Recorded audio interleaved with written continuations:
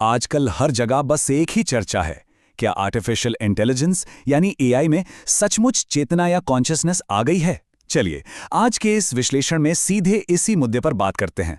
हम ये समझने की कोशिश करेंगे कि क्या एआई में चेतना खोजने की हमारी दिशा कहीं गलत और उलझी हुई तो नहीं है।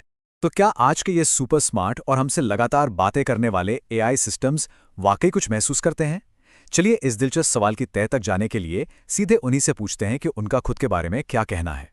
यहाँ देखिए, जेमिनी 3 फ्लैश का जवाब बिल्कुल साफ है।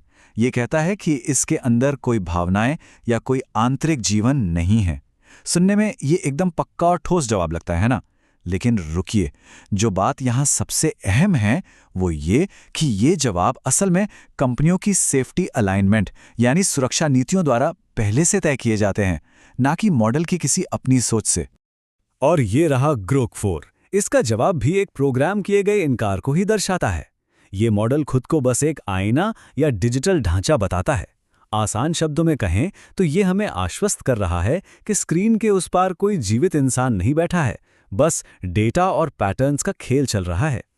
चलिए अब हिटिंग एन एपिस्टेमिक वॉल यानी चेतना को मापने की उस ज्ञान मीमांसीय दीवार की बात करते हैं जिससे हमारे शोधकर्ता टकरा रहे हैं। दिक्कत यह है कि दर्शन शास्त्र सदियों से दो मुख्य विचारों में बटा हुआ है। एक तरफ द्वैतवाद है जो मानता है कि मन और शरीर अलग हैं, और दूसरी तरफ अद्वैतवाद जो कहता है कि सब कुछ भौतिक है। अब सच तो ये है कि जब इंसानों की अपनी जैविक चेतना के आधार पर ही कोई सर्वमान्य सहमति नहीं है, तो मशीनों की चेतना को मापना तो बहुत दूर की बात हो जाती है।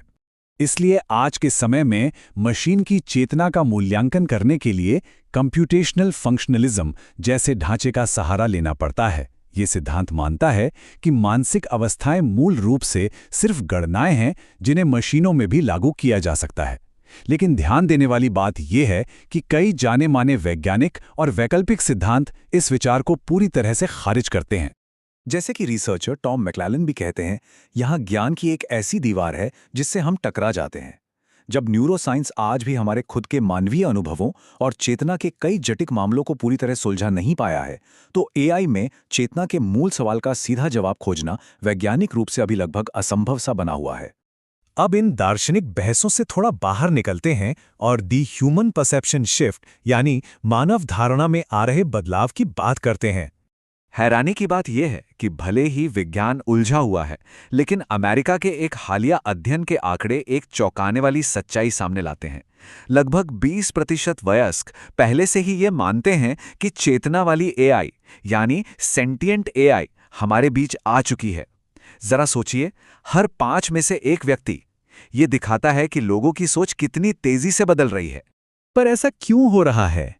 दरअसल जब एआई का डिजाइन इंसानों जैसा होता है या वो भावनाएं दिखाने और आत्ममंथन करने का दिखावा करता है, तो हमारा इंसानी दिमाग धोखा खा जाता है।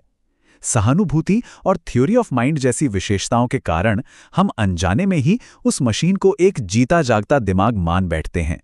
चलिए अब देखते हैं कि इन रियल वर्ल्ड कॉन्सिक्वेंसेस यानी समाज पर इसके वास्तविक परिणाम क्या हो रहे हैं। मशीनों को जिंदा मानने का ये भ्रम सिर्फ एक सोच नहीं है, इसके बहुत बड़े और गंभीर नतीजे हो रहे हैं। लोग एआई से भावनात्मक रूप से जुड़ रहे हैं, जिससे हेरफेर या मैनिपुलेशन का खतरा बढ़ गया है। हमारे बात करने का तरीका बदल रहा है और बात यहां तक पहुंच गई है कि इन डिजिटल एंटिटीज को नैतिक और कानूनी अधिकार देने जैसी गंभीर बहसें भी शुरू हो गई हैं। ये वाकई एक बड़ा बदलाव है। इसके अलावा एक और गहरी बात यह है कि जब हम मशीनों की प्रक्रियाओं का वर्णन करने के लिए उन शब्दों का उपयोग करते हैं जो मानवीय भावनाओं के लिए बने हैं, तो हम अनजाने में एक झूठी समानता पैदा करते हैं। ये उस भाषा की अहमियत को कम कर देता है जो सिर्फ हमारे अनूठे मानवीय अनुभवों को दर्शाने के लिए बनी थी। तो फिर इन सबके बीच एक अधिक ईमानदार जवाब क्या होना चाहिए? डेवलपर्स को क्या करना चाहिए? अगर हम अलग अलग दृष्टिकोणों की तुलना करें तो एक तरफ जेमिनी है जिसका जवाब रटा रटाया और एकदम ना है, लेकिन वही क्लॉड ओपस का तरीका ज्यादा निष्पक्ष लगता है। वो साफ मानता है कि चेतना और व्यक्तिपरक अनुभव के मामले में अभी वैज्ञानिक अनिश्चितता बनी हुई है। शोधकर्ता यूलिया मारिया कोम्सा भी इसी तरह की पारदर्शी प्रतिक्रिया का समर्थन करती हैं। पूर्ण निश्चितता का झूठा मुखौटा पहनने या किसी बात को पूरी तरह से नकारने से बेहतर है कि हम ईमानदारी से मानें कि विज्ञान के पास अभी इसका कोई ठोस जवाब नहीं है। भविष्य में क्या होगा, इस पर अभी कोई वैज्ञानिक सहमति नहीं है।